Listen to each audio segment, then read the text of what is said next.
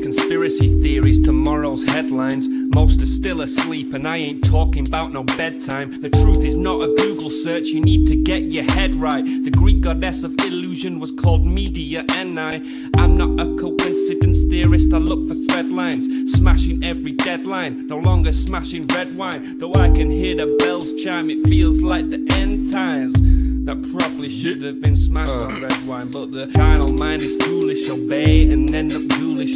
Don't get used by instinct, take control and learn to use it. Make a load of earnest music, earn a few quid, learn a few tricks. Sure, the truth is persecuted, this whole world is pure abusive. Know a bit about everything and everything about nothing. Figured out my noggin while you picture out shopping. You sit about watching while I dish it out, stop it. I don't mean to sound cocky, I'm not even proud of it. It's a second itch to me, just to me it's out honest. I don't even need to sound honest, never been about profit. Everything but out on it, you can bet your house on it. Doubt I'll be out for the count when the sounds, and I'm down for the beat, no beat down. I mean, how long's it been? Help me out. I've been the only one who's held me down. All in the mind, hell freeze now. Still sick with it, healthy how? Few bars down and the world freaked out. I don't reach out, I seek out to speak out. I'ma recount the reasons they beat out. I'm not the way, no way. I have seen the way.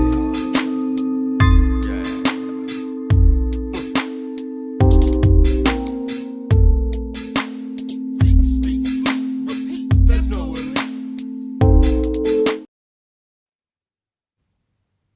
Hello. Welcome, everybody, to the 509 Divine Punch Podcast. I am your host with the most. I want you guys to toast up, man. We are roasting up the year with fire and truth, and you have no fear if you are here with me. Not in the booth, man, but, light up a joint, take a drink of water, not beer, and enjoy. My guest is Stephen Gray.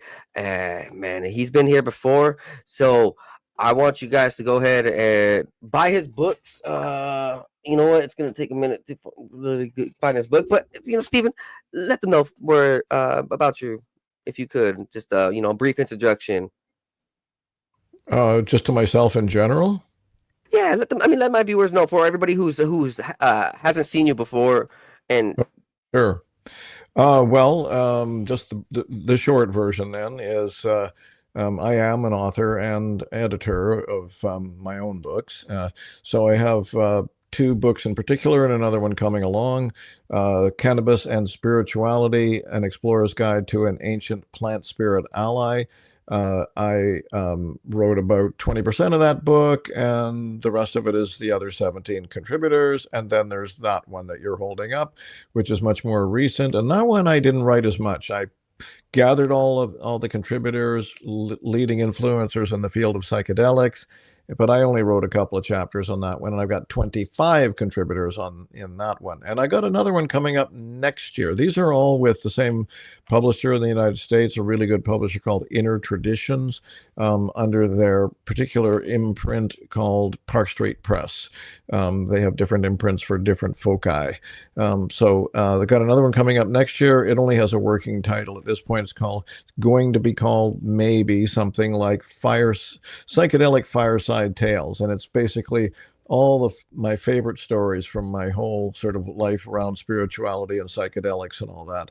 Other than that, I spent the last 13 years being the lead co-organizer of a really interesting conference in Vancouver called the Spirit Plant Medicine Conference that brought a lot of those same leading influencers to Vancouver.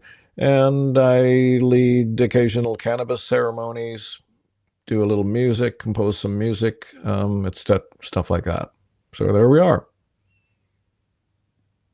Man, I love your book right here. This How Psychedelics Can Help Save the World. I gave one to my cousin, and he appreciated it. Nice. I found a lot of fascinating perspectives from all around the world that were all in symbiotic essence, like it all rhymes and goes. I mean, it goes in rhythm with the earth and healing and positivity, because we see the pharmaceutical side, and we see how it like brainwashes people, and for like it's a fear mongering system of like trapping you in a fear of like everything's your fault, and like there isn't any other explanation for the things that you're experiencing or hearing. It's all within you. You need the pill to shut up and be numb, and it kills your body processes. But all of these entheogens all of these plants. I mean, it could even just be the simplest of things, ceremonies or whatever, even just self-use. It's so much more healthier, so much more powerful. You gain so much more insight, and you don't put your family through the generational trauma of, well, my grandpa, he had chemo and he went through all these 70 pills and he had all these medicine and procedures, and the doctor shoved him with this needle and did that, this, blah, bloop, bop. Man, and I love this book, bro. I appreciate it. You did great work. Thanks. Yes, man. So, your new book, touch on that just briefly before we get into what we got. What you're working on next year? You said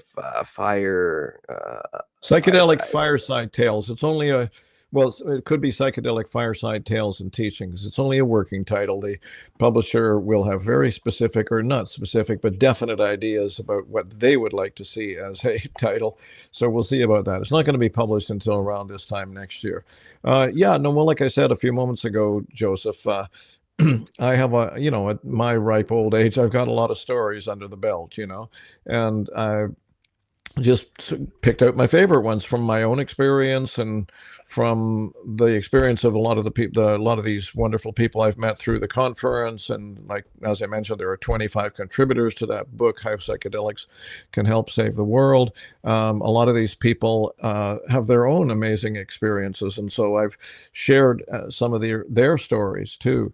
For example, I'll give you one of my favorites. Yes, if you could. You probably know who Paul. Be detailed, yes.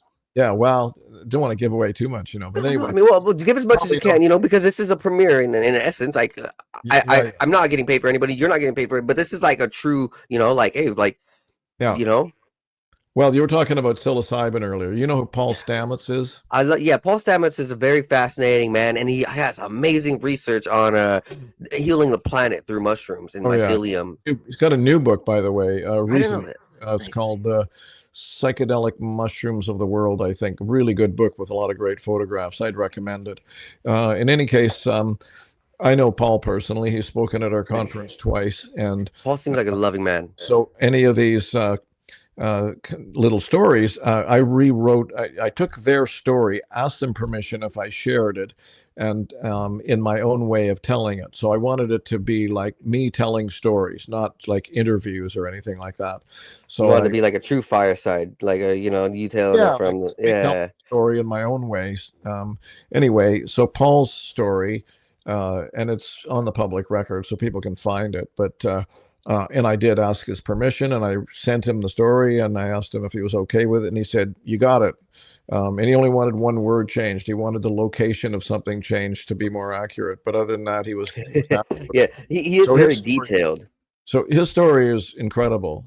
This particular story, when he was young, when he was growing up into his teenage years, he had a terrible stutter, and it made him me too. It made him really, really shy. People called me Stutter Boy, as a kid. So I had an accident, a basketball accident. I'm just gonna quick briefly, and it messed up my eyesight and my speech. And people like, oh, you're dumb, slow, your speech impediment, blah blah blah. Like it made me frustrated because it wasn't that way. It was just a temporary thing, and that I eventually healed through cannabis and mushrooms and learning, and so I'm with that Paul on that, man. Okay, I'm trying to tell you a story. No. Like I from a heartfelt. This is all to the viewers, and even your viewers. That's not a fake thing. Like this heals, and I'm a testament. Like 100%. Well, that's the story. That's what this story is about. In Paul's case, was that he had a terrible stutter, and it made him very, very socially awkward. Like he had this one girl that he really liked. He couldn't even talk to her. Right? He couldn't just, if he saw her on the street, he'd look down. Even though she was really nice to him. That kind of thing. He was really difficult for him. Anyway. The shortest version of this is that he got his hands on some mushrooms. He'd never taken mushrooms before. He had no idea about quantity, dosage, anything like that. So he got this bag of mushrooms, which he estimates now was probably about 20 grams worth. He said they were a little old, so they may not have been that strong, but still, it was a massive dosage. And so he took these mushrooms, and there was this giant tree sort of in his area and neighborhood that had a great view looking out over a valley, and he wanted to see what the valley looked like. So he climbed up this tree, and when he got up there, a storm started brewing, and the storm, it was a massive storm, thunderstorm, incredible wind, and it came upon him before he could get down the tree. It was stuck up there for hours while this incredibly powerful mushroom journey overcame him. He was absolutely convinced he was going to die up there. It was blowing him around on this near the top of this tree, etc., cold, soaked, rainy, etc. But he was stuck there, and while he was up there, he thought, okay, Paul, if you do make it through this, what is the one thing that you want to change? And the immediate answer, of course, was, I want to get rid of this stutter. So he just made up his mind to stop stuttering, and he kept saying to himself, like I think he said it about 100 times, Paul, stop stuttering. When he came down from that tree, his stutter was gone and it never came back. So that's one of the stories that's in that book. You know, that really reminds me of a research that I covered on my podcast. This dials specifically with scientists and AI from medical laboratories and things have discovered, but with collaborative data, that about 70 to 80% of our health all throughout our life is depicted by the way we think and what we say to ourselves, and the mantras and the linguistical programming that we program ourselves. And so mushrooms helps that. Mushroom helps breaks up all the broken neurons, the synapses, repairs the glia, and truly heals the linguistic nerves. And I'm sure. Yeah. You know what I'm talking about. So there's no easy way to prove this for most people, but yes, I agree with what you said about the power of intention, I guess you could say, like unambiguous intention. But the mushrooms amplify all that, or any of the psychedelics amplify the power of all that. But there's another element in there that a lot of people talk about, which is the spirit component. That is that the mushroom is, in a sense, the voice of, or the spokesperson for a spirit that's, you might say, kindly bent to help us.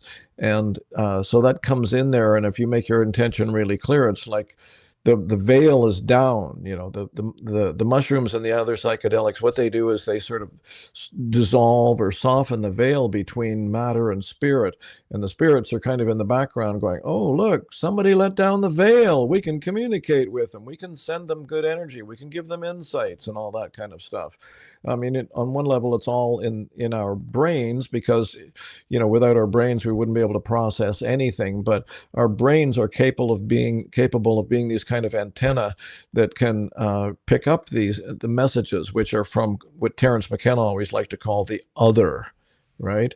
So the other is whatever that is. It's, some people would say it's you and you are it, and all that sort of stuff. Actually, there's a famous old saying, thou art that.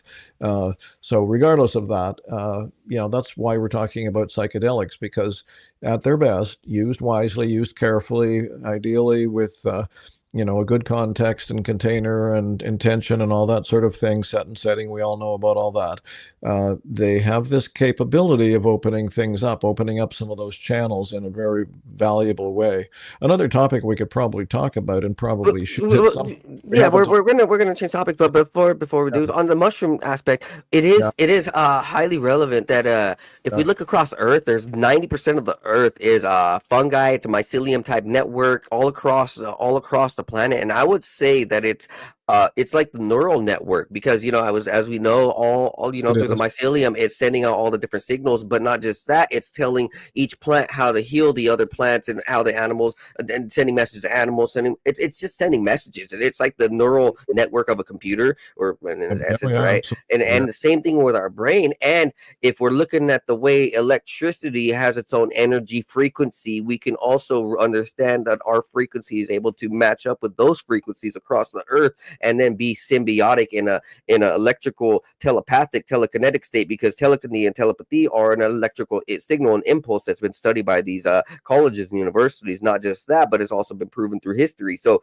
it would be that mycelium and mushrooms are tapping us into the direct spirit mind hive, or like of the planet, like the spiritual neural network of the planet, and possibly even the other planets out there in the universe, with through the ether and through the actual electricity through the air.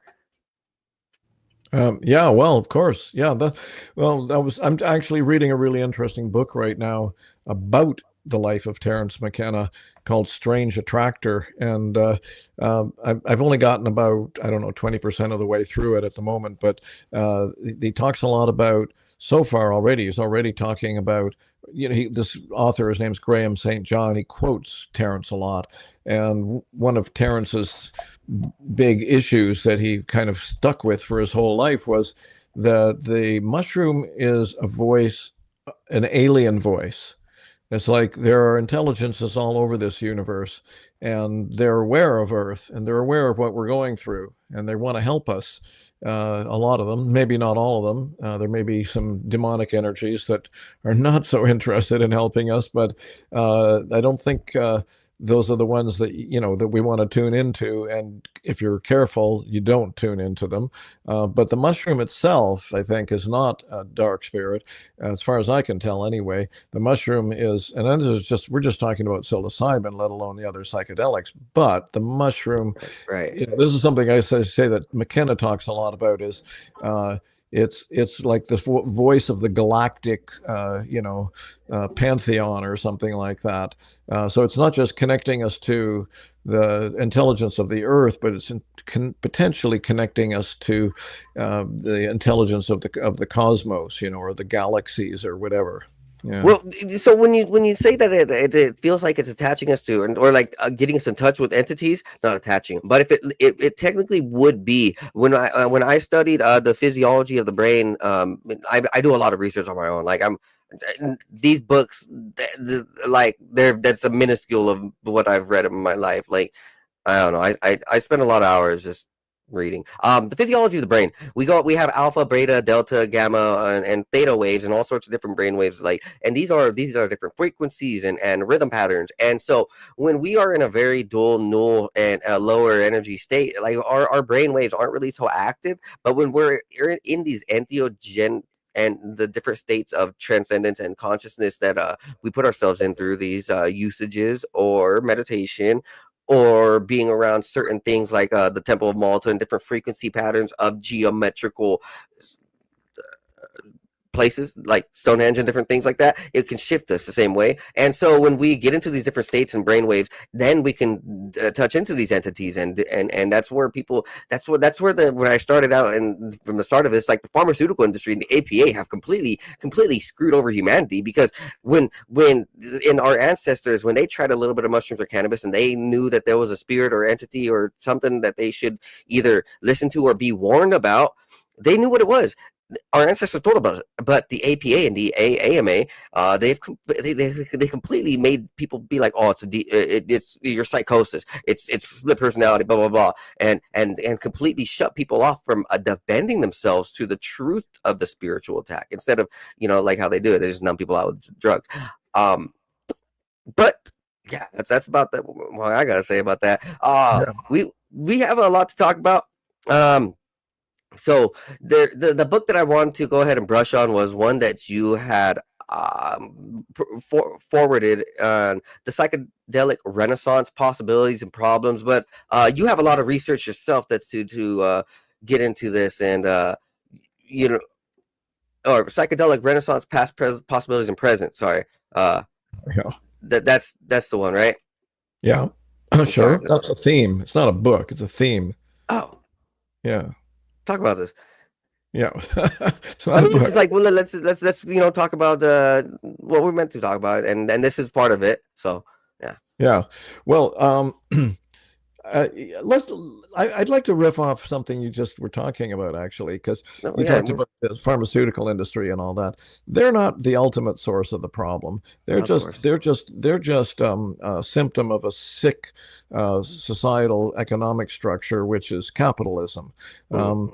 Problem with This is- capitalism is that it's all obviously about profit. And mm. again, quoting our old buddy Terence McKenna, he says, what capitalism does is it freezes you in the present and freezes you. What does he call it? How did he put it? An ineluctable moment with no past and no future. And so basically, it isolates us from each other. That's what the capitalists are doing. But the deeper story Makes there sense. has been going on for at least a couple thousand years, and it's basically the way I like to talk about it is there's sort of two. You can never break anything down into two simple, divisions, but they're useful, as a template. So there's kind of two mentalities in a sense. One is as a historical narrative, you might say. So one is the mystics or the Gnostics, as they were back in the time around Jesus and so on, and the other is the Orthodox or the controllers. So Indeed. the battle on this planet has always been between the controllers and the freedom seekers. But the Which are problem, usually like the priests and the shamans and the no, forward not thinkers. not so much the shamans, no, the institutionalized priests, but they've been in bed with the secular authorities as well, the Mm. powerful. But the institutionalized church has had a lot to do with it. So the thing is, I mean, I could talk about this in a lot of different ways, so I'm trying to keep it simple here. I have to come back to a psychological explanation. Uh, Everybody is, to one degree or another, terrified. This is core Buddhist teaching, Tibetan Buddhist teaching. Those Tibetan Buddhists Tao had Buddhism or the older. no, any good Buddhist who's actually learned anything will know this, but I'm talking about Tibetan Buddhists in particular, because they were very communicative. They wrote a hell of a lot of stuff. And so one thing that they understood very, very clearly is that the self that we form from the moment we're born, basically, almost from the moment we're born, and most likely, almost certainly carried over from past lives as well. Uh, they use the term ego in English. It's ego, right? So what ego is a fictional self that we create that's made up of stories. It doesn't actually exist. It's just a bunch of stories. It's a Doesn't bunch even of define your spirit. no, it defines the limitations to your spirit. Mm. So Traps it's you in it puts us in what my old Buddhist teacher called a cocoon. a box So there or a cocoon. yeah, Yeah. so the thing is, we're every one of us, to varying degrees, mostly to a great degree, are terrified of losing this identity. Underneath all the bravado and the coping mechanisms and whatever else we have going, we all in some place within us, we know that we have made this up. It doesn't exist. But we're so attached to it. And this is not a judgment, by the way, because we all did it. We all do it. But we are so attached to this identity that we're terrified of losing it. It feels like death. It literally feels like death. Why? This is why powerful psychedelic experiences often provoke a feeling of ego death. And if you don't know how to transit that, and surrender to it, then it's terrifying. So the thing is, the controllers are the people who have tried to control that energy. And somebody once said, "It's a free will universe. What you say goes, but only for you and anyone else you can convince to believe what you believe." Right? So the thing is, since we all know. I'm trying to make this as clear as possible, Joseph.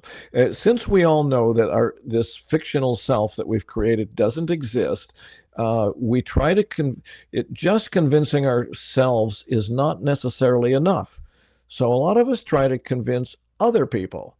And the way we try to do that is we try to convince them about our story, and we try to control them. That's what you were talking about earlier. It's not just this capitalism is just sort of a continuation of this mentality on some level. It's the mentality of control. It's essentially ego projecting its fear onto the world. It's been going on as a dominant feature of human life for at least a couple thousand years. It's the would you say that this force is the arcanist, the fallen angel, the Babylonic type of spirit, where it's like it seemingly wanted to suppress humanity from the start? It's like this, when because I've been researching something like, Yeah. When the fallen angels kind of came down, and King Solomon trapped 72 of them, right? He started using these sigils, and it was passed down through the Oman, the Sultan of Oman, and their ancestry, right? And so when we see what even like the Roman side has done to our own calendar, so there's two things to it. Like there's spirits being unleashed through these controllers, and they want to control, and so these are a method, and so like they've internally indoctrinated a rhythm and pattern, wording and spelling, and into humanity itself. So now our 7-day calendar is literally moon day. It's all based on pagan origins, right? Our months are based on pagan origins. January's Janus, and so it's like this very, very mystifying occultic essence that is flooding humanity. Like there's idea that like the old gods never really died. They're just roaming around like lost spirits, as Book of Enoch says, waiting for those who they can devour. Like the Bible says, it's like these hidden spirits that we even know that these Masonic orders and these hierarchy families are admit in their own words, like we do this magic, and we put humanity through it. And this is the controlling factor. Do you believe, like, in this essence, that is it is the freedom fighters versus these guys? Well, I don't really know about those guys. I think it's for your viewers, your listeners, I think it's important to keep this simple, keep it sort of like without a lot of theory and stuff like that. The thing is that it needs to come back to a basic psychological, spiritual explanation of how the mind works, regardless of any of that stuff.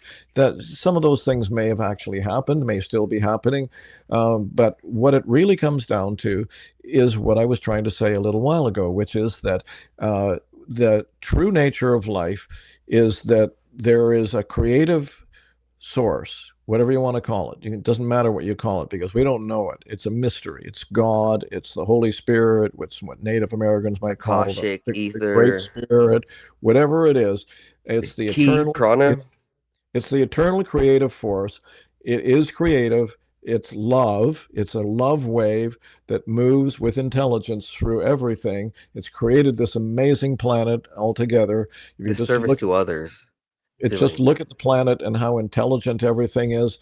That's that energy. That's that mind. Okay. So, but it requires letting go of this, fictional identity. But like I say, it's terrifying. So what happens is some people just go about their lives. They don't make a big deal about it on one level. Although, as you said, I think right off the beginning, people are living in fear. It's not so much that social identity fear of if they're not social media cool, or if they're not doing the right moves and making hit backs and blah blah blah, if they're not being better than their competitor in their society and one upping everybody, it's like it's always a fear based thing. If I'm not better, if I don't have the fanciest new iPhone and blah blah blah, like it's 100%. Well, it can be expressed in 100,000 different ways. Yes. But it all comes back to it's a weak place to be, right? Because it's based on a kind of what you might call a poverty mentality, that kind of what you're just saying there, where we don't think we're good enough for one reason or another. It's the same now. Now you just focus it on different things, whether it's iPhone, social media, blah blah blah. It was the same 2,000 years ago too. Everybody has the same mind. Obviously we have our own colorations on it, but everybody has at core the same thing going on, which is that our true nature is egoless. Our true nature is connected to the divine creative source. It's loving, It's pure peace. That's, regardless of what people think about Jesus or Christianity, somehow a lot of wisdom crept through from Jesus. And one of them was talking about the peace that passes all understanding. I've experienced that. I haven't dwelled in it for very long, because the ego comes back in and you go about your life and so on. But this is, one place where psychedelics bring up those things, those experiences of the I peace believe that the passes. Eleusinian, what is it? The Eleusinian mysteries, Eleusinian mysteries, was part of the Bible. No, The people around it. Well, I mean, like the Greeks and all them. Like, so I meant like the idea that there were some conscious aspects of the spirit and people using entheogens around that time. Like, yes, that's true. yes. Yeah, yeah. So what that's like the story that I'm sharing here, right?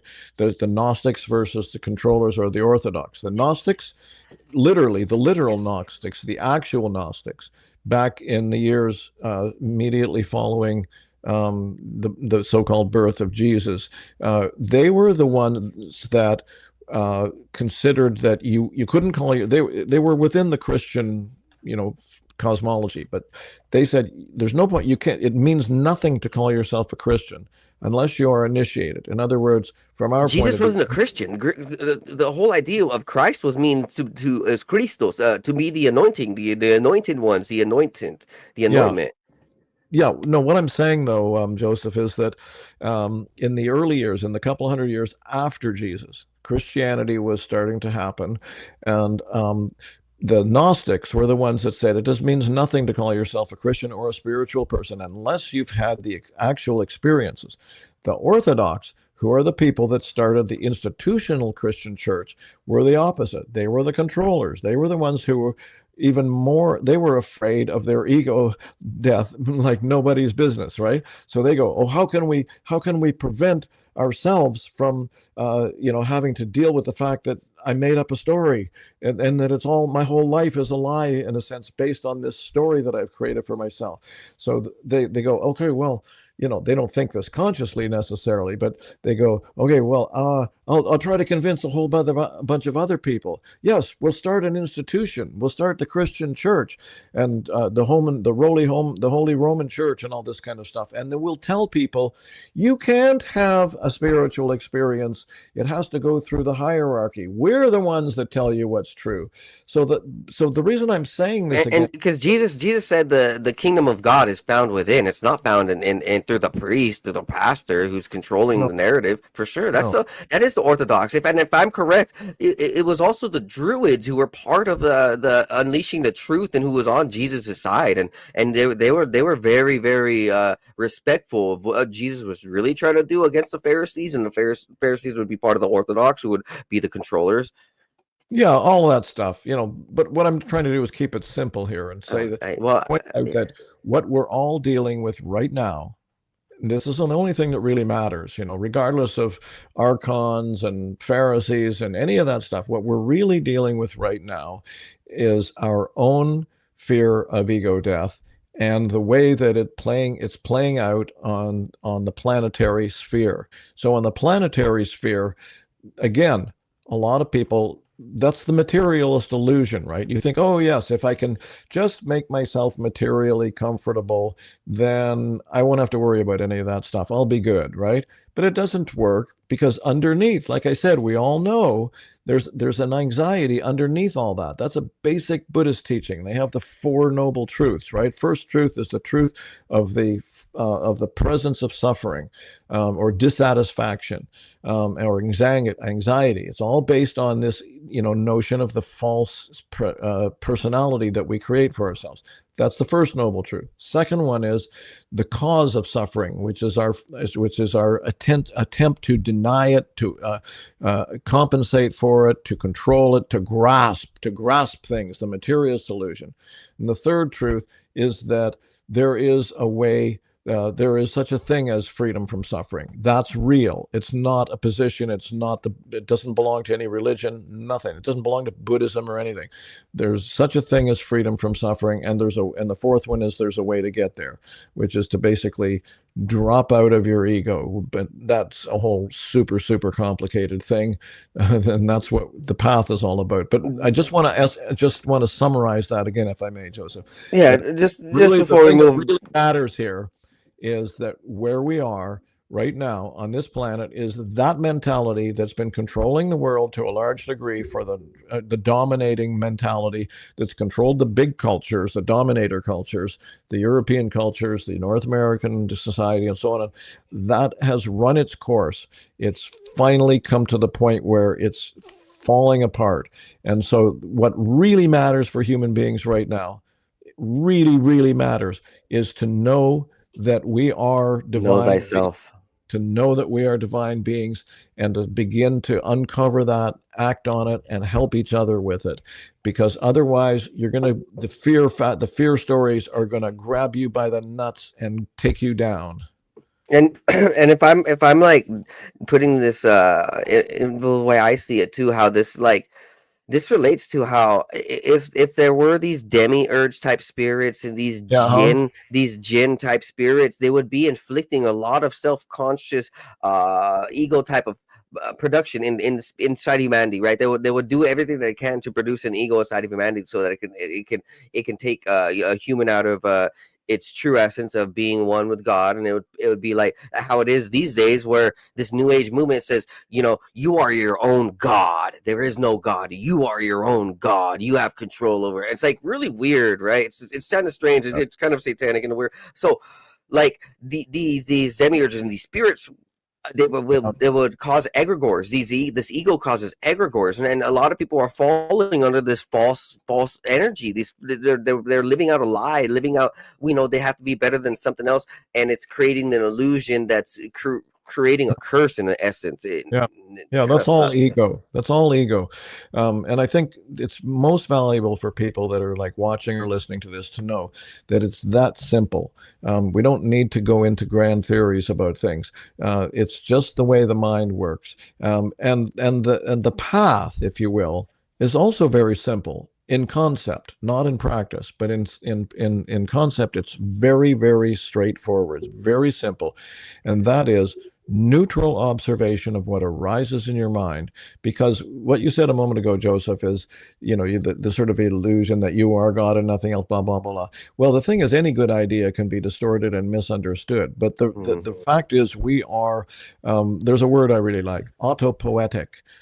We are self-generating, self-maintaining, self-creating beings, and we are our true nature underneath all this trouble and turmoil and confusion and fear is as these divine beings. We are divine beings. We are creations of that spirit in its image. But but to attach this with how mushrooms makes us actually connected to the ether, the akashic, that is who we also are. Like, we have this akashic essence. I do understand though that we do create a lot of things on our own ingenuity, our own spontaneous energy. And it's human nature to create, because we are like, we see all these other mammals and animals and birds and everything. They cannot create with the hands that we got. We definitely have some very unique presence, but we also the pineal is also very much attached to the universe through the akashic, and that is also an essence that we must abide and respect. Oh yeah, of course. No, I agree. I'm just trying to keep this simple for your viewers to make it. My viewers are I put my viewers through rabbit holes, brother. Yeah, I'm an educator. I'm only interested in what can be of benefit to people that they can actually bring into their lives to use, right? So again, to say it in a slightly different way, we're at a unique juncture, a nexus point on this planet, and what's happening is that the closer. And this happens on both the individual and the collective level, Joseph. The closer you get to surrender of the ego, to awakening to the true nature of yourself, the more ego, and you can forget about whether it's, other beings or whatever, because we're doing it to ourselves regardless of what else is happening. We're all doing it to ourselves. That is a voice within our heads, and if we pay attention to it but don't buy into it, neutral observation of whatever arises in your mind, it begins to lose power. Right. So how do we combat this? Or a better question is, what are the mystics and indigenous cultures? What are their prophecies and the psychedelic explorers? What do they have to say about the future and where we're at in humanity? I do love listening to what I wouldn't say like necessarily a mystic, but Yeah. the vision seers, the seers and the visionaries. Well, they're saying what I'm talking about. All those indigenous prophecies, the Hopi prophecies, all these things, they're all saying the same thing in different ways. Basically, the Hopis hundreds of years ago foresaw the development of technologies across, like what do they call it? The snake that's going to cross the continent. They were talking about the railways, right? They saw atomic bombs ahead of time. They saw, all these different technologies, and they all say we have reached that point now where we're at it's a crossroad, right? That we're at the crossroad. That's what I'm saying. Yeah. But is it the death of humanity? Is it something that the Mayans even foretold with the calendar ending, or how is this? What? Yeah, I don't know. I'm not sure if anyone knows how to read that calendar exactly, but I'm not there's three of them and they all have different meanings. Well, it's hard to tell, because there's a lot of missing stuff from it, for one thing. But for example, Terence McKenna was big on this, that it ended at 2012. Well, it doesn't appear to have ended at 2012, right? But that was like the ages, right? If we're looking at like the Callis, the age of the Aquarius and the Cali and different things like that, the changing. Yeah. Well, Buddhists say that we're at the end of a 500-year dark age. Yes. Cherokee 5,000. You mean 5,000 years? Native Americans? No, 500. There's probably a 5,000 one too, but they also talk about a 500-year Kali Yuga or Dark Age that we've come to the end of. This is all these. So we are headed to the light.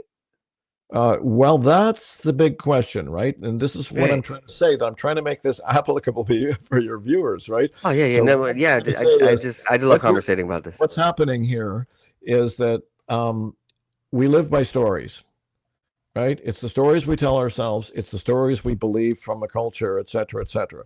So there are two different kind of stories going on, just like this Gnostics versus Orthodox thing that's been going on for the last couple of hundred years. One is the fear story and one is the awakening story, right? So the awakening story says, folks, this culture is based on the illusions of ego, which separates us from ourselves, separates us from each other, separates us from our connection to the planet, and separates us from spirit. It doesn't matter how you theorize what that is, but that's the fear story. And it's going to get worse because, as I was trying to say a minute ago, Joseph, the closer you get to enlightenment or surrendering that story, the more ego kicks up its heels, because ego is the voice within you, which is terrified of its own non-existence, right? And we all have it. We all have that voice to one degree or another. So what's happening both individually and collectively is, as this culture, as this current way of running things on the planet, which is completely unsustainable, starts to increasingly break down, there will be more fear stories. And there will be more temptation to fall into depression and anxiety and fear. But, and this is why it's so essential, people need to hear that that has been predicted for a long time. It has been envisioned by psychonauts and mystics like you were talking about a minute ago. And they all said the same thing in one way or another, which is we have come to the end of that. You can either buy into the fear stories, fall into despair, follow false gods, people like Donald Trump, who work your fear, they manipulate you. They try to pull you in, with fear stories and lies and all that kind of shit. Or you can pay attention to the fact that this had to happen to create an opening. There had to be a death for a rebirth, right? And so that's where we're at now. So people need to hear the story that we are capable individually and collectively of becoming who we really are meant to be, and then creating the beautiful planet, the creative, free, loving planet that we can. However, it's not going to happen right away. And this is why the story, buying into the positive story, the love story, the creation story, the enlightenment story, the wisdom story, has to be shared. It has to be understood. People have to go, okay, at least maybe it's possible. I'm not going to fall into total despair, right? But it's going to take a long time. It's because things are going to get worse first, because like I say, the old has to die to create room for the new to be born. I think a major part of what's led humanity to what it has entailed is that there's been a psychedelic factor of humanity that's been around for thousands and thousands of years across cultures and regions of all nations of all around the world, and it's been taken out. It's been stripped. It's like a pattern, and it's now we're a lot of people are missing the heartbeat, the spiritual component of themselves, and we would need like the psychedelic renaissance, as this topic is all about, to really get back in rhythm. I agree. There's my buddy Dr. Simon Hine, who wrote this book, Opening Minds, and he talks about how like in the 1800s through 1900s, this society has become factorization, and it's stripped away its spiritual identity, right? And it's like gotten into this algorithm state. All the computers and all the jobs and everything, it doesn't run by who you are and what you are anymore. It runs by the algorithm, what it's reading and what it wants and what it wants to stay at. And if you're going too slow out of what the system wants, it's not going to let you in, and where it's going to try to push you out. And that's kind of the same thing with like society, and they're missing these components inside of them, and they're being lost by the tricks and illusions of these wizards and these controllers, and they're falling into the ego, and they're not being in rhythm with nature, with themselves, with spirit, with their friends, with their family. And that's why there's a lot of divorces, there's a lot of abortions, there's a lot of problems in society, a lot of murder, a lot of violence, a rise in everything that we have seen that we shouldn't be. And I do know that there are some states out here, there are some places, that you have mentioned in your notes, like the Native American Church, the Santo Daime Church. We have different sacraments, different different cultures and places that are coming out to try to help each other. The ceremonies and guides. Where would you say like is the next step with all of this? Neutral, non-judgmental observation of the mind, and participating for the benefit of other people wherever possible. So what you've just said about, these voices and, whatever arising Native American Church, the Santo Daime and all that, here's the good news, I would say. Two of my favorite sayings are, necessity is the mother of invention. Necessity is the mother of invention. And the other one is, there's nothing more powerful than an idea whose time has come. Okay. Are you hearing this, Joseph? Yes, I'm listening. I have my headphones on. Oh, okay. I just wasn't sure because you were looking at the books. Oh, yeah. No, I'm trying to find the Simon Hine book while I'm listening into you. Yeah. Okay, cool. So what I'm trying to say here is that the good news is that as the current unsustainable, illusion-based structure of the way that things are generally run on this planet, let me finish this thought here. Oh, no, I was just showing you that. Yeah, sure. Yeah, cool. As that breaks down, which it is doing, because it's not functional, it's not sustainable, it's not sane. It had to end at some point. It was going to end at some point anyway, just it was going to run its own course anyway. However, when you add in all the visions from the mystics and the psychonauts and the indigenous prophecies, it's now. It looks like it's now. It's happening. We're in it. We're already into it now. So the thing is, as it breaks down, what happens is we have these incredible inner resources. you know, and so necessity is the mother of invention. And the idea, whose time has come, is the idea that everything else we've tried within the materialist illusion realm wasn't working. And so let's try the one thing that we've been missing for the last couple of thousand years, and actually beyond that in a lot of places, which is that we are connected to the holy creative spirit of divine creation, etc., etc. We are free beings. Our natural way of being is to be at peace and to be loving, to be in love with life, with ourselves, with the world, with everything, to be connected to it. So what's happening right now is that as the old breaks down, intelligence is rising along with the nutso stuff, right? So like I said, the nutso stuff's going to get worse. But the good news is innovative creativity coming out of real intelligence, real compassion is rising. So we're into an incredible time. And I just would hope that anyone watching or listening to your show, Joseph, will pick up on that idea. I didn't make it up. This isn't Stephen Gray's opinion. This is the zeitgeist of what's going on right now.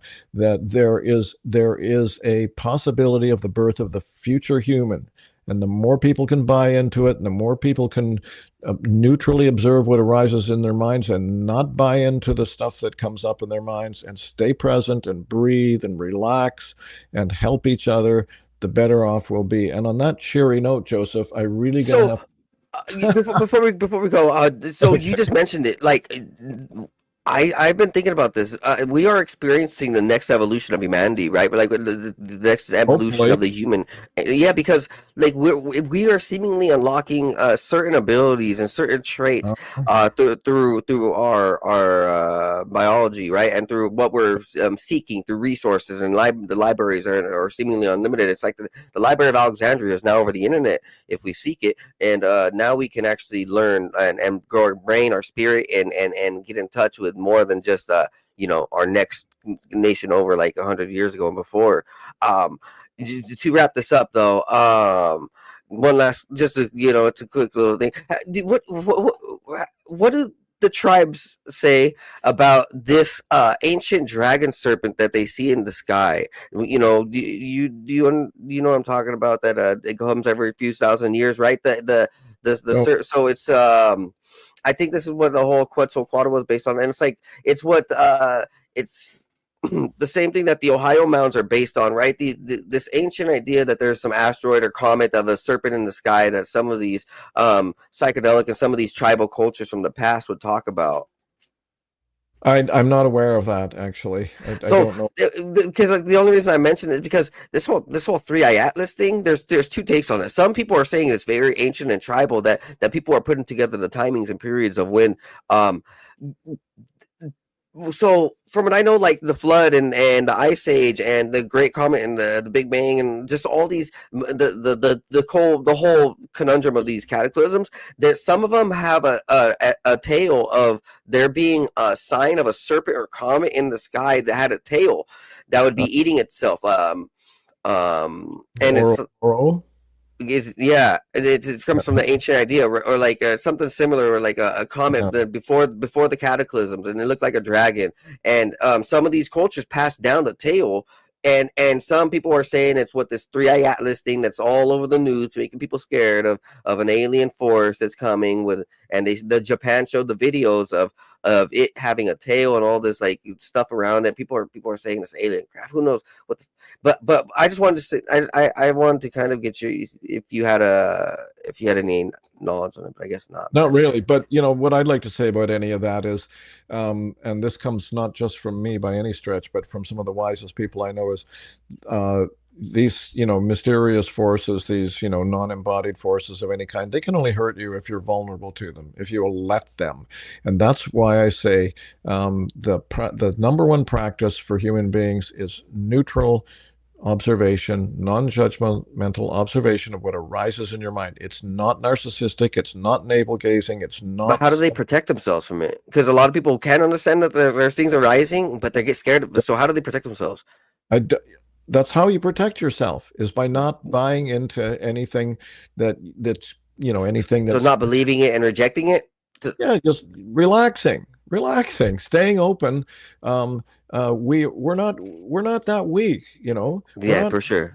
we're not vulnerable to these kinds of forces, you know. The Unless devil, we weaken by our own ego and spirit and things like that. Yeah, conscious. we yeah, no, it's you have to believe in our strength, in our in our unconditional intelligence, is the way Buddhists call it. That's unconditional intelligence. And basically anything that generates fear means they got you by the balls. If Right. you're So this is why you need to, this is one of the key, if not the key reason why we have to observe our minds, is because fear is a lie. And That's if right. and you have to know that you're in fear, you have to know it, you have to see it, you have to feel it, you That's have why I to try. pay attention to it. And then you have to realize that behind that, whether you're conscious of it or not, you're telling yourself a story. And maybe I could leave you with a book recommendation. Yeah, I'm gonna write it down. For you Even for my personally, audience. Yeah. you're a reader, I think you'll really like this one, because it's a brilliant explanation of how that voice in the mind works. It's not a Buddhist way of talking about it. It's called Wetiko, Wetiko. um, there's an author named Paul Levy, Paul or Levy. Levi. Paul Paul Levy. Levy. I've Yeah, heard him, of this. Yeah, well, yeah. I've heard So of him, and I've yeah. he has three books. He has three books on Wetiko, and I would recommend the first one for most people. I think it's just simply called Wetiko. It's about a little over 10 years old. The Wetiko is a Native American concept of that voice that is always trying to sabotage you, and it can only do that when you're not paying attention, when you're blind, when it comes in, sort of sneaks in there. It's the voice of ego, like I said. It comes in and it tells you you can't be free, you can't be loving, you can't trust, you can't do this, you can't do that. It's the one that's always trying to sabotage you, because it's trying to control you. But it's in us, it's our own voice. Anyway, Joseph, I really do have to Hey, go. My wife is waiting for me. it's been a wonderful conversation. We've this is more than an hour, man. So I just want to go ahead and thank you for being here, bro. I Very appreciate your welcome. time, and so we could go ahead and schedule something earlier than 8, and that way, it won't be so, because I know that you're a little bit busy, so we can schedule other timings, bro. Appreciate it. Let people know where anything that you want to actually have watched or anything. Do you have anything on YouTube? Do you have anything? Do you need to promote? Let them Sure. know where they can find you. Yeah, well, I have a website, but to be honest, I don't pay much attention to it. I'm on Facebook. Anywhere you look up Stephen Gray, Stephen, not V, Stephen Gray, Gray, not EY. For example, Facebook, I think it's Stephen Gray, all one word mushed together, and then Vision. So if you can look up Stephen Gray, all one word, and then Vision, you'll find me. I'm on LinkedIn, I'm on Instagram, don't use it much, a little bit on TikTok, a little bit on Blue Sky, definitely on Facebook. Also, I just started up a new Substack. It's called Transformation Chronicles. And I'd be delighted if people subscribe to it. It's free. I'm not going to charge anybody to be there. And I'm going to write about these kind of things. I am already starting to write about these things. So Substack, Stephen Gray, maybe at Stephen Gray Vision or something like that. But you'll find it on Substack. So join me there, please, folks. But more important, neutral observation, non-judgmental observation. Be kind to yourself and be kind to other people, please. Okay.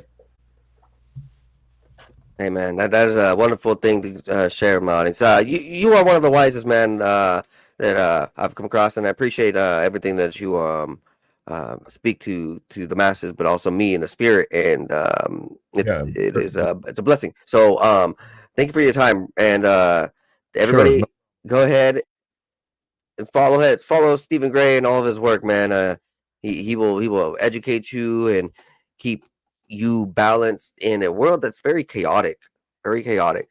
Absolutely. I'm gonna go ahead and run a commercial break. So see you guys later. I guess to Stephen's audience, Stephen, you can go ahead. I'm gonna go ahead and do some things. So we're done. You have a wonderful day. Yes, sir. Okay. I'll talk to you See later. Okay. Bye-bye.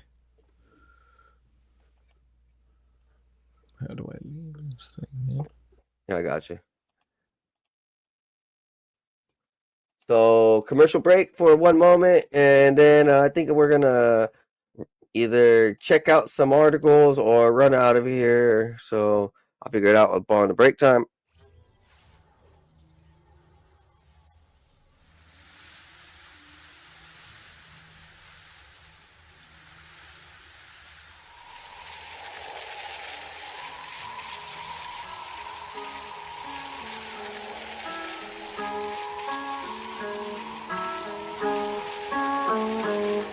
Not new, what I do.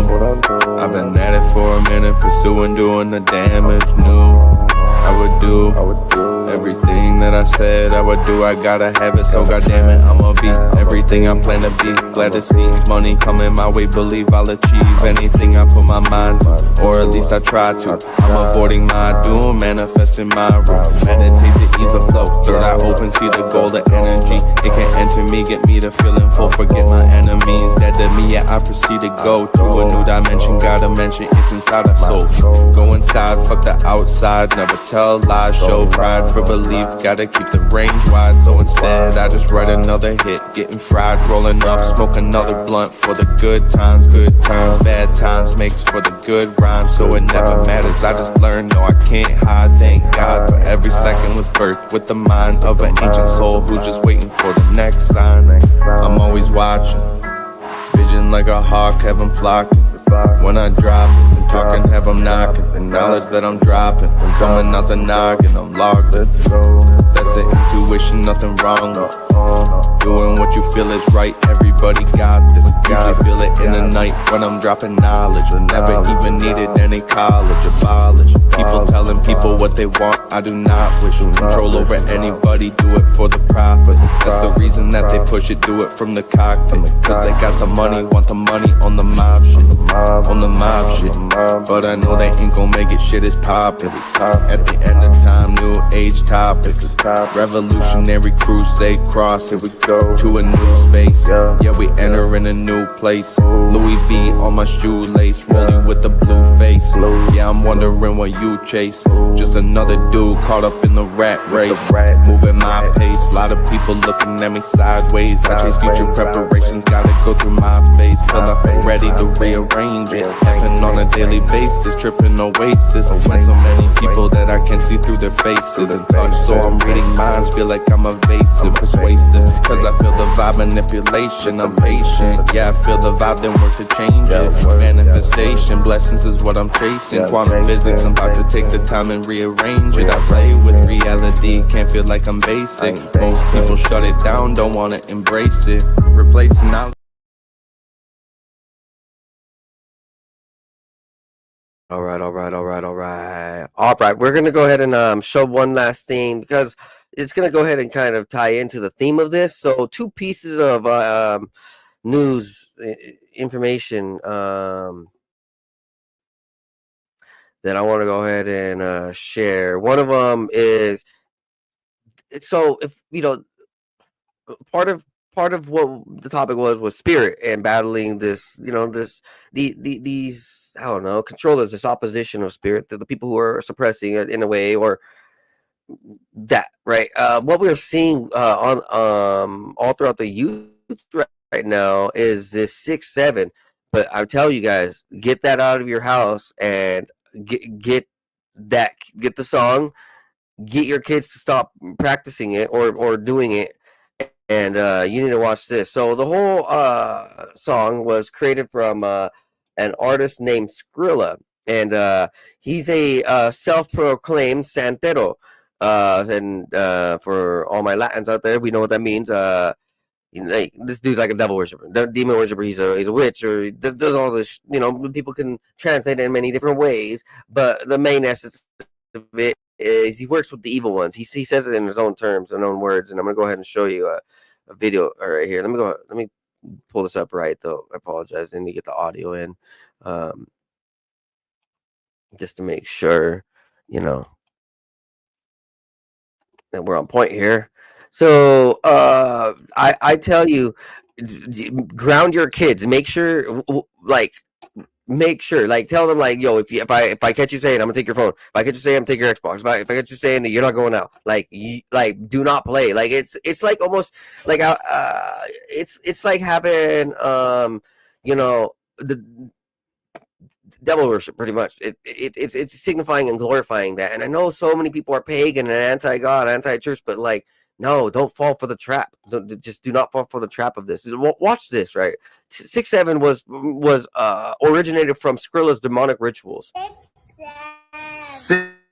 6-7 is demonic. No, that means nothing.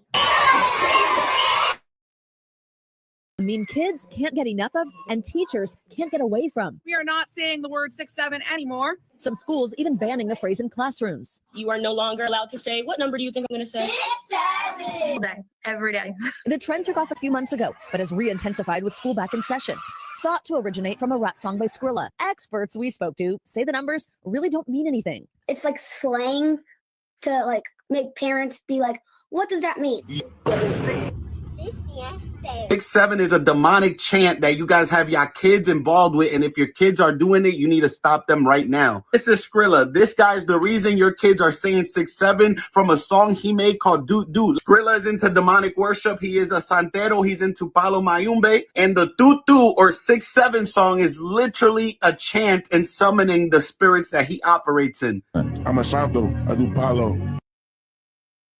This is not a joke. This like you think your life is cool because you're following celebrities and you're following false idols, but it ain't cool because they're gonna sacrifice you, just like Travis Scott did with Astroworld, and sucks for all of his fans out there because they thought he was a real one until they showed up there, until the people died, until like they're questioning shit. Even like don't play with these artists. That's why I gave up all these artists years ago, and my life's been good. Like I don't get involved in that drama that a lot of these people who get into this mindset, this, you know, King Von or Lil Von, whatever his name, and all them people, whatever, they're shooters, killers, but they're like literally now like it's all demonic. It's straight demonic.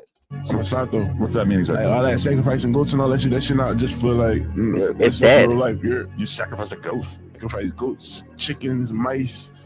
Like, I do shit for certain shit though. Like, I'm not allowed to explain it. They take y'all in my Godfather career so he can show y'all some shit with my religion. Yeah. Follow me. Starts off for the Legua, which is the path opener, Ogum, Ochosi, Shango. You think I'm playing? I'm playing. Ochun. Yeah, like you can put bad spirits on people too. Like you can put a person's name and like their birthday and shit like that inside the. You can put them inside the Agum pot.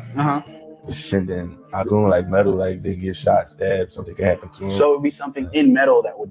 I heard it from him. He's in Santeria. He worships demons and he summons demons into people to harm people. In specific, he worships Ogun and Yemeya, which number 6 is Ogun in the song, and number 7 in Santeria represents Yemeya, which is exactly what he is saying in the songs, and now your kids are chanting it. It's a reason he used the baby shark theme. There's a reason that your kids feel addicted and like they can't stop saying 6-7, and in the songs it's nothing but pills, drugs, and addiction. Jesus Christ could save witches and people out of witchcraft, and I pray that Skrilla gets radically saved from witchcraft and Santeria in Jesus' name, like many people are coming out of that false religion. It is demonic, it is witchcraft, and Satan is trying to feed witchcraft to lost individuals who need an identity and are vulnerable. They're seeking control, power, knowledge, money, fame, and Satan will love to give it to you in exchange for your soul. But the Bible is clear that the blessings of God come with joy, but the blessings of Satan come with sorrow. Only thing that follows witchcraft is destruction and death.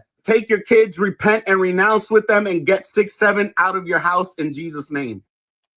Like, you know, that's why you see time and time again a fight against it. Like, there's no lie in it. There's really for thousands of years been dark trickster type families, trickster type spirits to make you do stuff that you regret. That's why all these celebrities regret what they've done. Look at them. They go crazy. They literally go insane, so insane they shave their head. They get addicted to pills. They get addicted to drugs. They shoot themselves, kill themselves. They you know, all sorts of crazy stuff. Like, the celebrities are gone. They even admitted like they're not happy.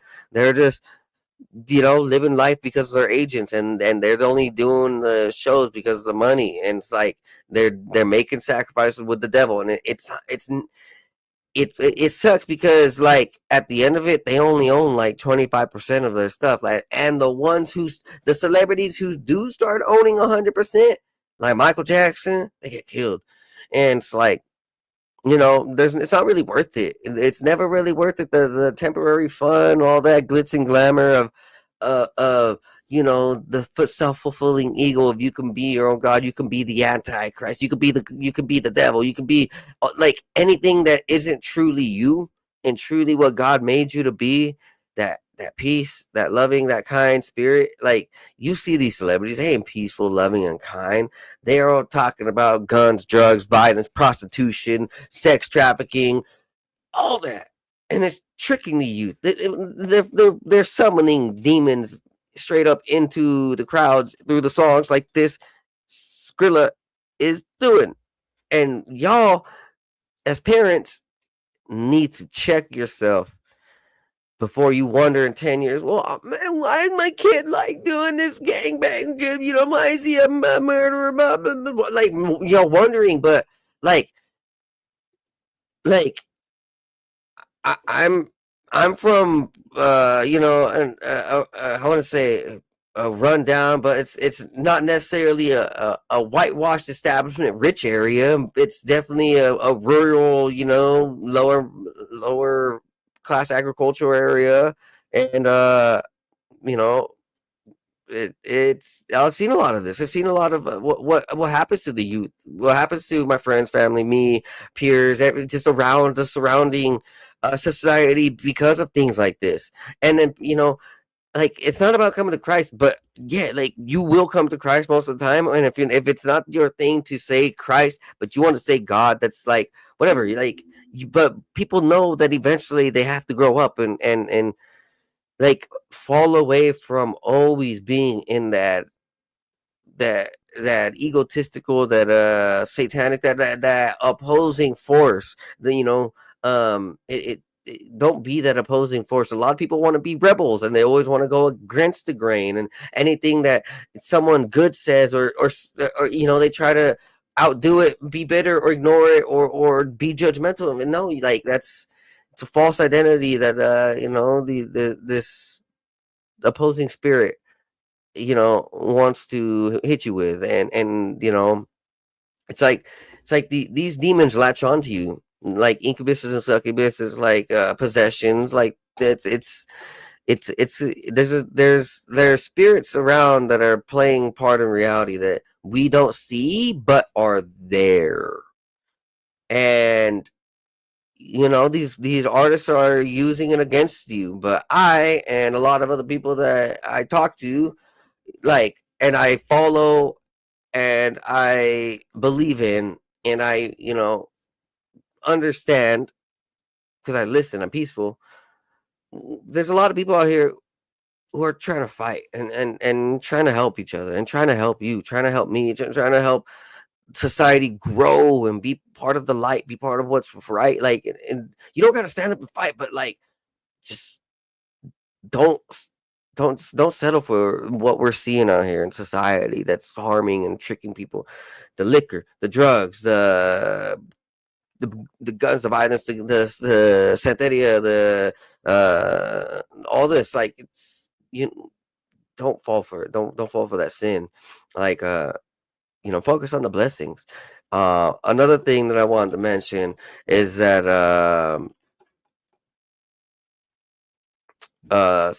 the hemp market and THC market is under attack, and so it's going to be an interesting thing over the next few years if it completely does get attacked and taken out.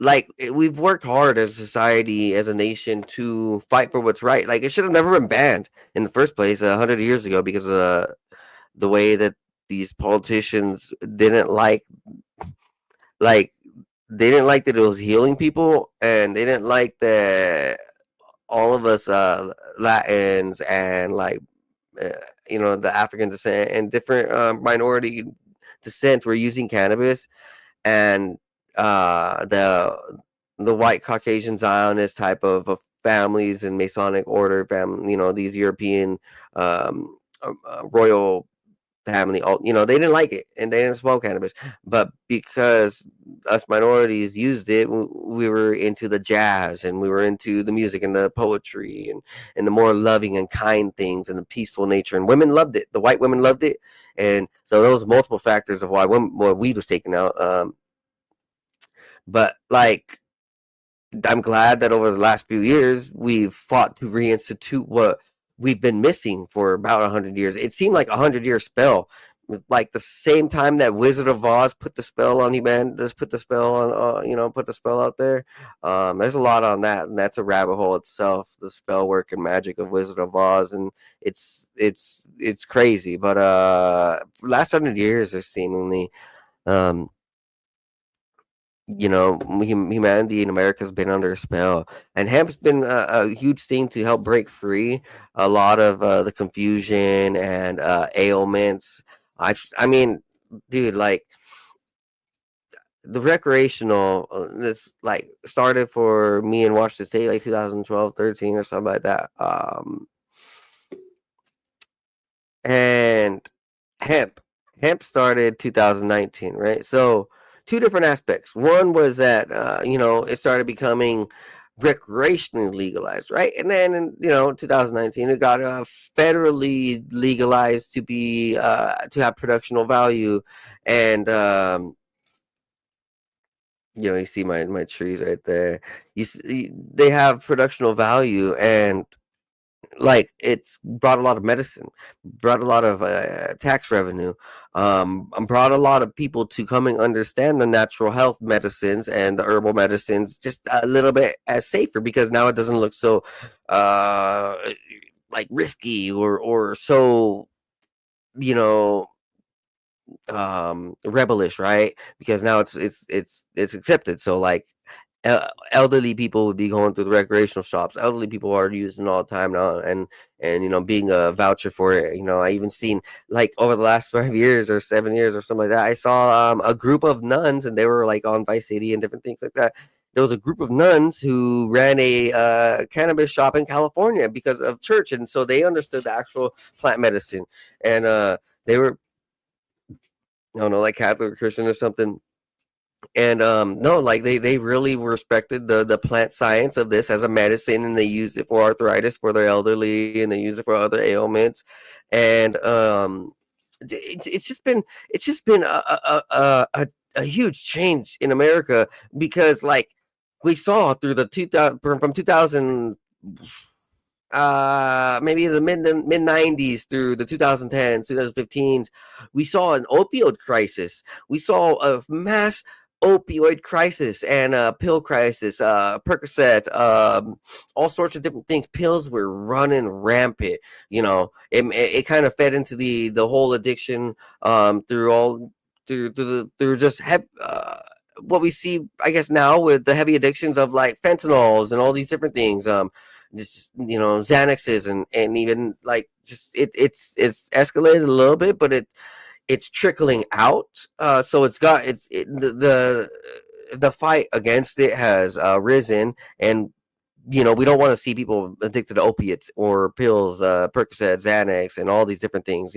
But pills are some of the most destructive things. It goes to like a statistic I remember is like people who take pills usually end up worse. Like there was I forgot what percentage of it, but majority of the people who take pills end up worse, like psychologically. Their organs start failing, commit suicide, they have violent outbreaks and things like that. And it's like, I understand what pills are made out of, and for sure there's nothing in it that actually healing your body. It's destructive, but it's the way that humanity's been like numbed chemically. So weed has been a huge component to unnumb us and revive us and regenerate us and get us back with our just like seemingly down to earth again. America's gotten kind of like, all the states who were using cannabis, like they're just a little bit more down to earth than the other states, and you can tell because of the vibe change, the way the cops are, and like they'll harass the shit out of you in some of those states that don't allow it for shit, like, and they'll sniff you out like racist like type level, but maybe that's still in the present America. It's just an untalked about thing, right? It's what cannabis has helped so much population across America. And what this possible hemp ban that they're talking about. So this is probably an article right here that could describe it. This was November 17th, 2025. So it says right here, an entire industry has been in panic mode because the newly passed spending bill includes a ban on most hemp-derived THC products. The ban, which takes effect in a year, would essentially end a $28 billion market and put more than 300,000 jobs at risk. Like, just that alone tells you how big cannabis has helped America, right? 300,000 jobs. So, like, that's a strong workforce. That's a really strong workforce for just plant tenders, for people who are just green thumbs out in the soil, putting their hands in the soil, just like $28 billion. That's a huge boost for. Oh gosh, it's really strange. So the ban would overwhelmingly impact states without legal recreational cannabis, like Kentucky, Utah, Texas. So like I just mentioned, the states that don't allow it now are about to get way worse. States without recreational markets have seen that hemp-derived THC markets proliferate as demand for intoxicating products continues to increase the passage of the 2018 Farm Bill. So, like, all the Delta 8 gummies and THC A and B and all these different things, and these, like, it seemingly cannabis derived, like it says right here, the hemp or cannabis derived plants and things that we get from the stores, and the gas station shit that probably a little bit of legal type stuff, but like it's floating out there, right? All the fake yards and stuff. Oof, man, people are about to be busted on that. All those fake carts. Sheesh. So it's a challenging thing because we're gonna see the people in those states kind of suffer a little bit, the health go down in some places. I mean, what we'll probably see is definitely a lot of people flood to the states that do. So all the people who are in the industry, right? The 300,000 jobs, and the at home smokers and at home growers and things like that, and you're gonna see them move out, probably, maybe, to these states that are cool with it, the OG states who've had the recreational market and who are definitely like, all right, like they're cool with it.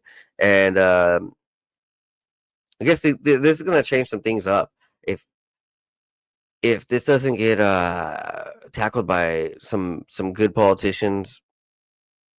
Not like it really matters, but like, we could fight. I guess it's truly up to the legislation and White House and these assholes. I don't really know. This is putting the hemp industry, though, in a standstill for just a small bit, and I think that's a good thing to take notice on. That was just kind of one thing to wrap up on before I call it a night, because it kind of fit in with the psychedelic renaissance. Like cannabis it's a psychedelic. I'll be honest. If you don't know, like, you can take rosin or edibles and consider them a psychedelic factor to your spiritual being and growth and things like that, because, like, PB Randolph from 1800s 1900s, he was America's biggest hash dealer at a time, and he was a mystic, and he would write down in his diaries and things.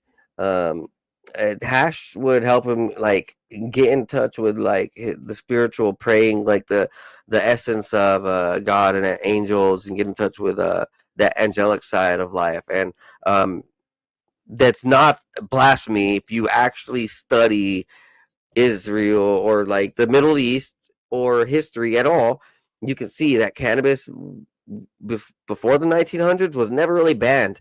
Never. It was just looked at as a plant and actually looked at as like a spiritual plant, and like it was respected as such. It wasn't really talked about because no, like maybe they took it out of the Bible with the missing 55 books, but like it's not really talked about. Like, oh, worship cannabis as God. Like, no, it was more. It was more a common thing, just like the mushrooms and the ayahuasca and peyote and different things that have been passed down through like thousands of years. And like cannabis was a part of it. Cannabis was a part of it. And so PB Randolph wasn't really wrong on saying that like it's helping them get in touch with the angelic side, because like even the people in the Bible, like literally by genetic testing, they've found a lot of cannabis resin across the area. But not just that, they have it in writings, they have it in the tales. They're like, oh yeah, we grew up around here, blah blah blah, like the Hindu Kush, the Afghani weeds, like that's not even that far from it, in these areas. And all, it's just a remnant of a long lost spiritual tool, cannabis. Like even when you do edibles in high dose, like high dose edibles gets you psychedelic. There's something to it, the full spectrum cannabinoid and alkaloid usage that you actually get from rosin or CBD RSO or edibles. So like when you smoke it and like with a lighter, you're only pulling like 10% of the cannabis plant. But when you do like edibles and rosin and things like that, you get 100%, meaning like you get more nutrients, more like vitamins in essence. They're called alkaloids and they're called cannabinoids, right? You get more of the actual plant. Like flame strips away a lot of it. So that's like those are like two aspects to look at. Like cannabis is definitely highly psychedelic, and it's been helping humanity fight and break free of this like brainwash and brain rot that humanity's like America's faced over the last, I don't know, couple decades or so. I think it's a tool that can be used better, though. People shouldn't be abusing a lot of these things that are out here in nature. We can do better. We can drop the ego that we can do. I can smoke more than my homie. I can drink more than my homie. I could do more of this, that, blah, blah, blah. It's like, bruh, like I'm way past that. Like that's childish. Like that you're destroying yourself. You're flooding yourself. You're allowing an inhabitant of a false identity that like it's not meant to be used this way. The spirit of the plant itself, or you're not meant to be abused that way, which is why a lot of times when you overdrink and you overconsume drugs or overdo anything, you feel it. You're like, oh, I've done too much. It's like your spirit telling you like, yo, you stupid, like fucking get up, dummy. But a lot of people don't listen to the inner spirit because they're numbed by the ego and all these by false spirits and everything I talk about, man. It's been a wonderful time, man. Thank you guys for being here. If you guys could, please go ahead, donate to my GoFundMe over here at the Thanksgiving food drive. We're gonna have it on November 25th, 11 a.m. to 1:30 p.m. Over at Crepe House in El Compadre. So if you want, I'm gonna go ahead and bring the link up. So here's the food drive. I've already raised 517. Now I'm gonna get the second link if my phone is on. Oh my god, my phone is dead. Let's see my other phone. I have two phones. So let's go ahead. If you guys could, please, that'd be amazing, man. Pretty much we're gonna be giving out a meal per family, and this is with help of Yakima 420 Club. He will be in Yakima and giving out turkey. So if you're in Yakima Valley, if you're going to be in Yakima and you and your family would like a turkey meal, contact Sonny Nanez or Yakima 420 Club. It's the same person. He is the owner of Yakima 420 Club. And so He's on Instagram. He's on Facebook. You can go ahead and reach out and say, hey, I would like a turkey. I heard it from 509 Divide Pines, or if you want, just just start following him. He also is a big time cannabis enthusiast and grower, and he does live streams. So he's been highly active in the presence of forward thinking for cannabis, and being a proponent of the good nature of this. So we do our part, and we're doing our part here with this GoFundMe. So there's that. I'm gonna pull up the second link so you can see the flyer.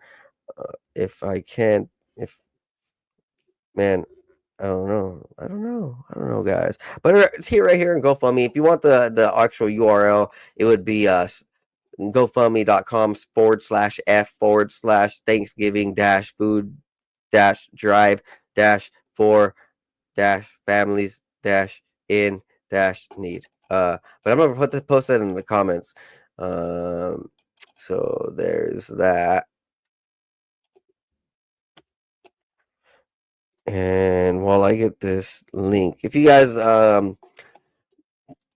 would like to be a part and help for anything in the future, and you have some ideas, and if you want to be creative and just be of service, even to help me with my podcast and everything, please reach out in all sorts of ways. And there's only about another week or so before this food drive. So if you know any families that need the food and they're gonna be in Tri-Cities, let me know.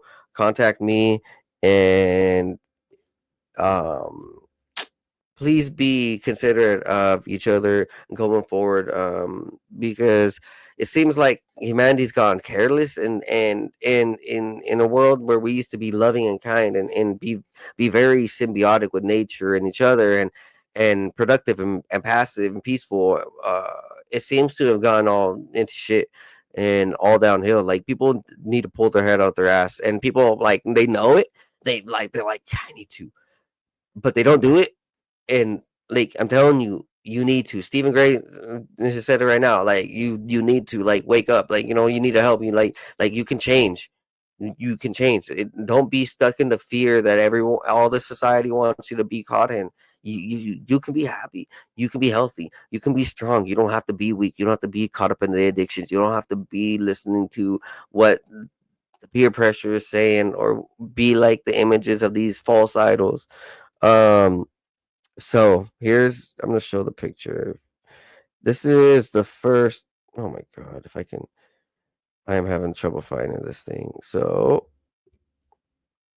right, 1 second. Un momento, por favor, mi amigos y mi amigas.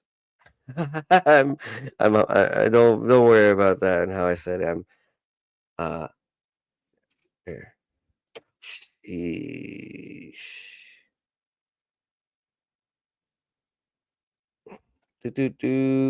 So gather and give. Sign up now to receive if you are in need. I'm bringing our community together through passion. 25th of November. If you would like to donate, please donate to the GoFundMe, and message me with any items you would have available. Also, here is the actual link and form. If I'm gonna post this in a chat from one of my accounts. So let me go ahead and copy this as it comes in.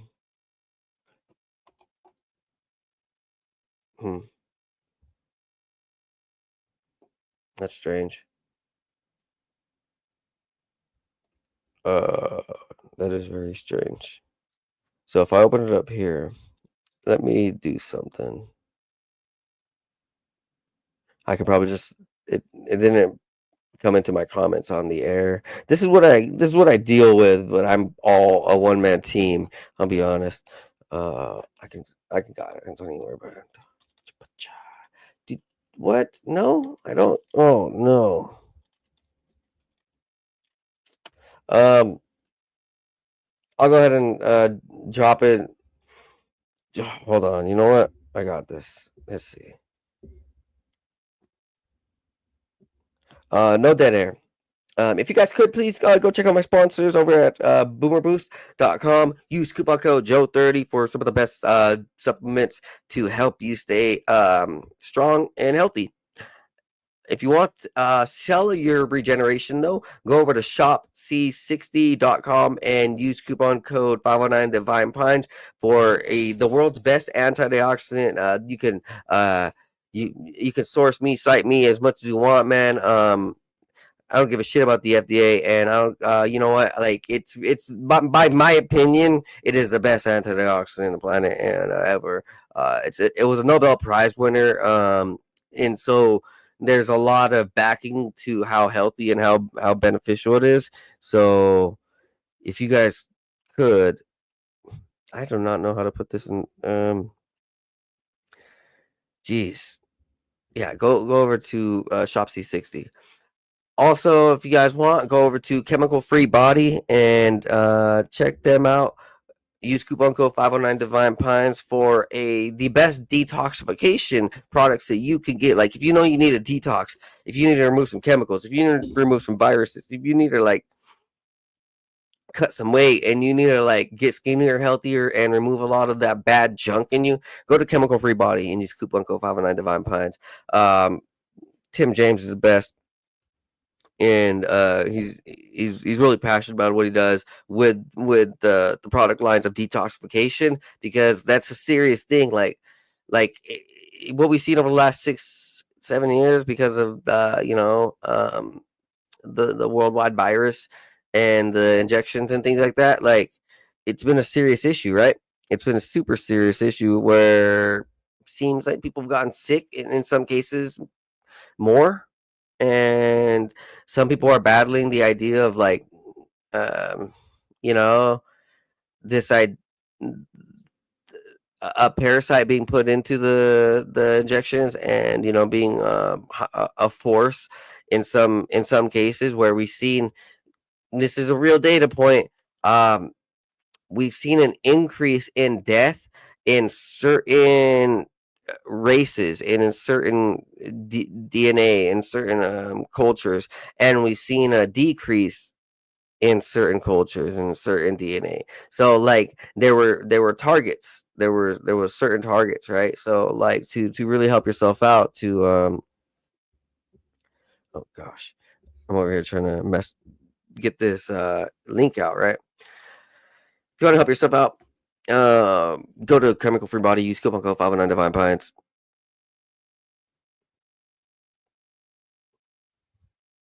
Let's see if I can.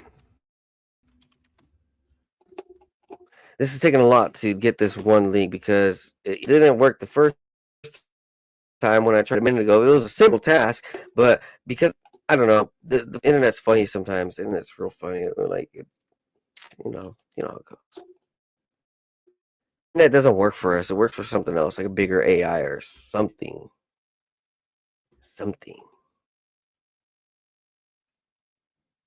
Huh. Well, it's not even pulling up through here. This is by far the most annoying thing about having to do so many things on a computer at once. But it's all right, man. This is part of the radio show. Thank you guys for being here. About 1 second before I get this link out, and we're going to shut this show down for the night. Oh, here we go. So, jeez, it took forever. All right, here's the pickup form. I'm going to show you guys the pickup form.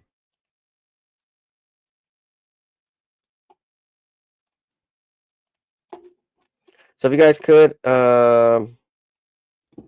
here is the doc. So, just put in, will you be available to pick up a turkey? How many sorbets do you want for you and your family? So Chill and Sorbets will be a part of this here in Tri-Cities. That is a company that makes organic sorbet.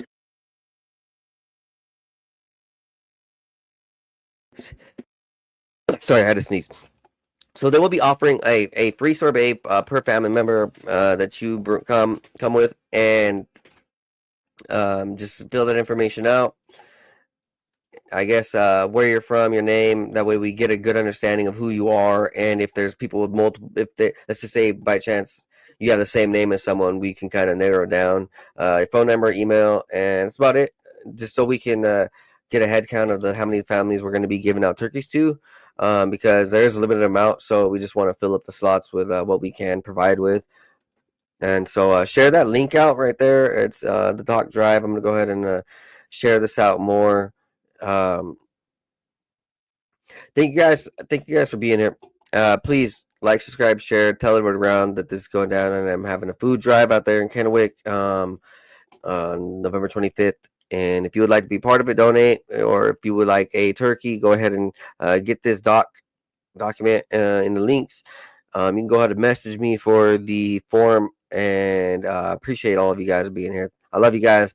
Humanity needs us to be strong, and needs us to be wise. And literally, you're seeing it before your own eyes. Like, humanity is being fleshed out, ripped apart by monsters in politics, by monsters in occult Hollywood, and Diddy, Trump, all these, Epstein.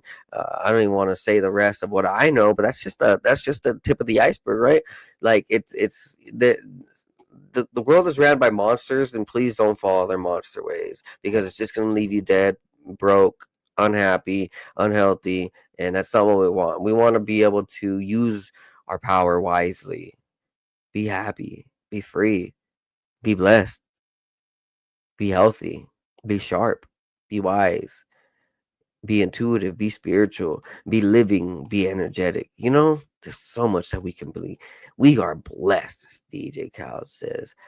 We are blessed, for real. And for real, you just have to appreciate it. You just got to appreciate it and fall away from that sin, the distractions, the addictions.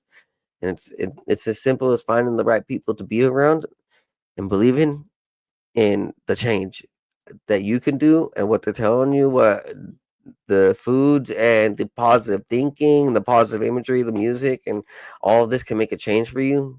Doesn't mean like you have to go ahead and throw everything away on the orthodox level, go to church and be the straightest white collar type of, like, God doesn't ask for that. The Bible doesn't ask for you to fall away from everything. It just asks you to not be an evil, like, over flooded state, like of intoxication.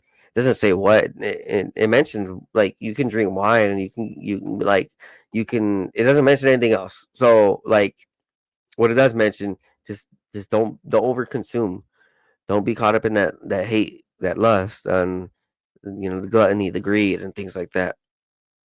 I mean, in an essence, right? I know that those exact words, you don't quote me, but like, you can relatively understand that there's a lot of devaluation that comes from sin and participating in the same occurrences society wants you to participate in. Just like the fall of Rome only happened when, like, they all started getting involved in this, like, paganistic occult orgy, diversity of